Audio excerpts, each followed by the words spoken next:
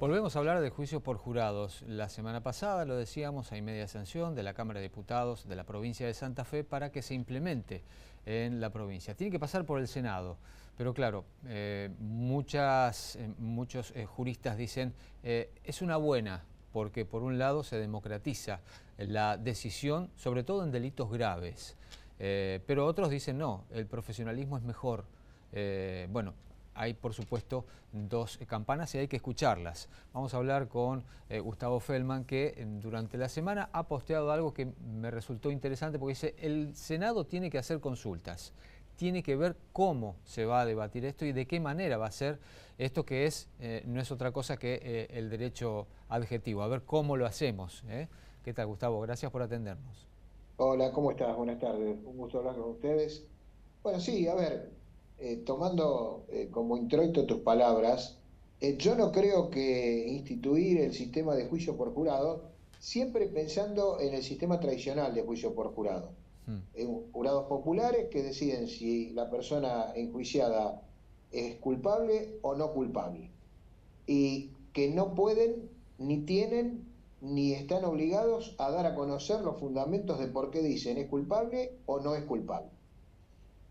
Yo no creo que sea democratizar la justicia, de ninguna manera. ¿Por qué? Eh, Porque los jurados no representan a nadie. O sea, eso de que el jurado representa a la sociedad es realmente una falacia, es una construcción ficcional que viene del derecho sajón y de la impronta, sobre todo del Reino Unido y de los Estados Unidos, y en rigor es para diluir la responsabilidad de la autoridad pública porque los jurados no son representativos de la sociedad. Los representantes de la sociedad son los que la sociedad elige. El jurado sale por un sorteo. Los que son representantes de la sociedad son el gobernador, los diputados, los concejales, los senadores, no los jurados. O sea, eso es una situación absolutamente ficcional. Al carácter de jurado se adquiere por un sorteo. En Estados Unidos, por ejemplo, que si uno quiere, yo he visto un par de juicios por jurado en Estados Unidos, he visto en Inglaterra, he visto en Italia.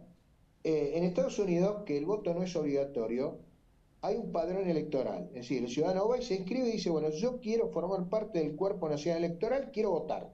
Ujú. Entonces, de ese padrón se sortea y sale la nómina de jurados. Pero carece de toda representatividad, porque, reitero, no los elige nadie.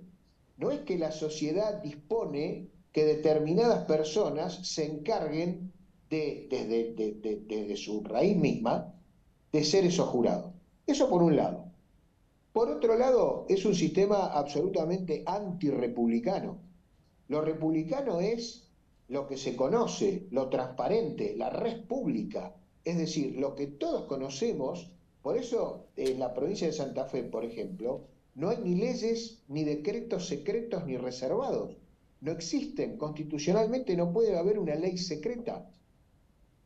Entonces, un jurado que delibera, si es que delibera, hay muchas veces en que el veredicto del jurado sale en la primera votación sin siquiera haber deliberación.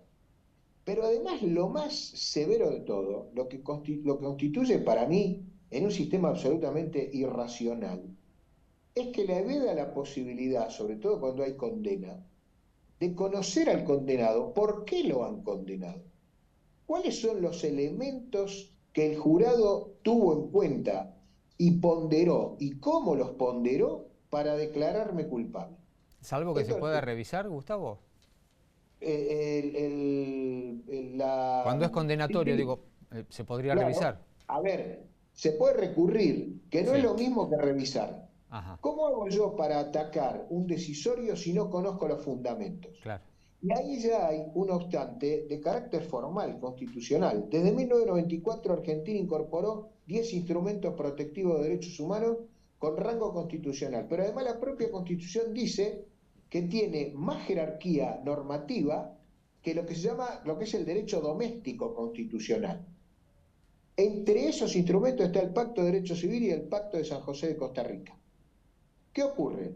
Esos dos pactos consagran ese derecho a la revisión amplia, es decir, el derecho a la segunda instancia para el condenado, para el imputado. Entonces, un sistema de justicia que implique la posibilidad de que el tribunal, en este caso un jurado popular, condene y que yo tenga que recurrir sin conocer los fundamentos, viola ese derecho de revisión amplia. ¿Qué ocurre? En Europa, en 1950, cuando se sanciona el Tratado de Roma, que es lo que sería nuestra Convención Americana de Derechos Humanos, es decir, es el instrumento convencional protectivo de derechos humanos en toda Europa. 1950, Roma. Bueno, el Tratado de Roma, al día de hoy, no tiene ese derecho a la segunda instancia. La segunda instancia es un derecho infraconvencional o infraconstitucional en Europa que está dado por las leyes que emanan de los distintos parlamentos. Bien, en la República Argentina, desde el 94, se ha incorporado ese derecho a la segunda instancia, que además la Corte Interamericana ha dicho que debe ser un recurso sencillo, de fácil acceso, y que implique revisar todo, la norma aplicable, los hechos, las pruebas que se tuvieron en contra.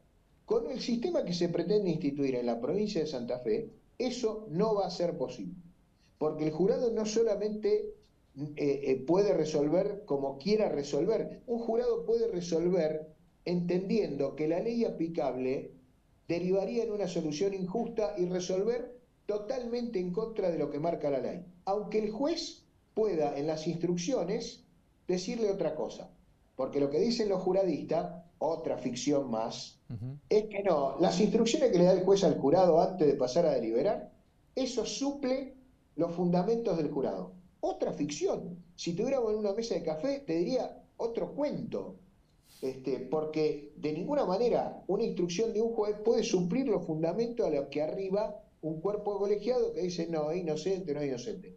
Yo conocí un caso que me contó un colega cordobés, en Córdoba hace muchos años que te escuché por jurado.